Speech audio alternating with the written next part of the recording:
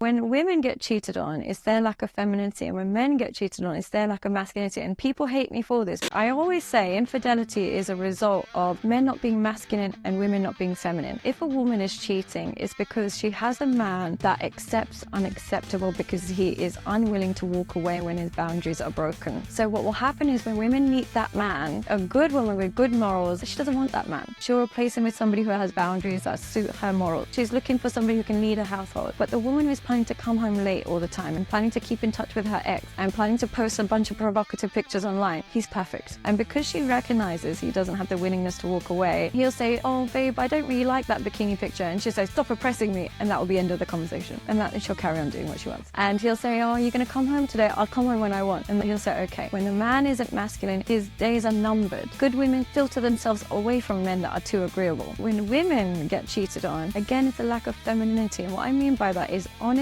what I noticed with married men that cheat, it's not that they love somebody else so much or they found someone more beautiful. They simply have a wife that is no longer catering to their needs in any way, shape or form. It could be as simple as there's a coffee ready because you're going to work, or it could be as deep as I haven't slept with you in 6 months. His needs no longer matter. He's often saying it, but she's also not predicting his needs, and that's part of femininity. Part of femininity is, I know he's coming home, let me just warm up a bit of food. What would the feminist movement say to that? They would argue that he's not a baby. That's what they would say. Men are not babies. But here's the reality. They are. It's being seen in a way that nobody else sees them. Of course you can make your own coffee in the morning, but there's something about your wife just putting it there without you asking for it that just makes you feel seen. When women forget to do that, they set the tone for a man to now go towards escorts. And I'll tell you why. Because they're always creating a transactional relationship. They're making him feel like an ATM anyway. He's like, I'm not getting my needs met and I'm being disrespected. I'm an ATM. So if I'm coming home and she doesn't even notice I'm there, she's never cooked a meal, she's never asked me how my day is, but I'm paying for everything and I'm giving her a great life, I'm already an ATM. I might as well be an ATM to somebody who's going to touch me and kiss me and look at me. Need. Escorts and sugar babies and stuff, they know this man's been deprived of attention. So they know exactly what to say to these men to have them putty in their hands. Do you need a coffee? Do you take 2 sugars or 1? Do you want me to rub your shoulders? Some men haven't heard that in years from their wives. And these are men that work hard. I'm not saying they're justified, but they build a resentment. So when women get cheated on, it's their lack of femininity. And when men get cheated on, it's their lack of masculinity. And people hate me for this, but infidelity is a dynamic. There are compulsive cheaters, but even in that process, you select that compulsive cheater. They show you the signs anyway. The reality is people shouldn't cheat, but also thieves shouldn't steal. I have to lock my doors. I have to protect myself. Similarly, people shouldn't cheat, but I have to lock my doors. I have to at least ensure I'm creating a dynamic that creates enough intimacy where they don't need to. If they then go on to, at least I know I did everything.